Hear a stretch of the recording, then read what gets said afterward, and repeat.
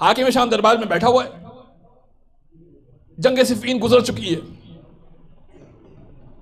जोर जोर से हंसने लगा। अमर इब्न आस ने कहा खैरियत तो है, क्या हो गया?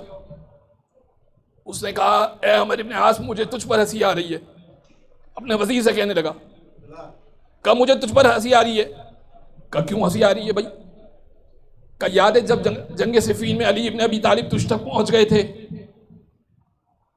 और करीब था कि अली अपनी तलवार तेरी गर्दन पे चला देते,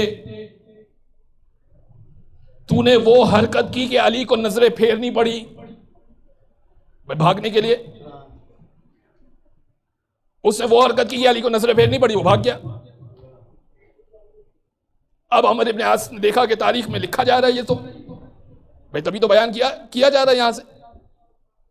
वो भी हंसने लगा। कहा तू क्यों हंस रहा है? कहा मुझे भी याद आ रहा है एक वक्त, जंगे सिफीन चली थी 17 महीने।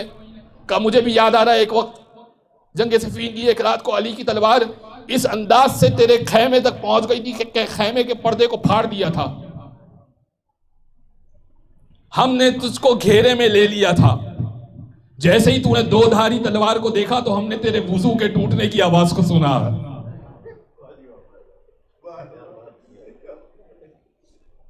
अब जो समझ गए वो समझ गए। अब तो परेशान हो गया वो हाकिम शाम, परेशान हो गया।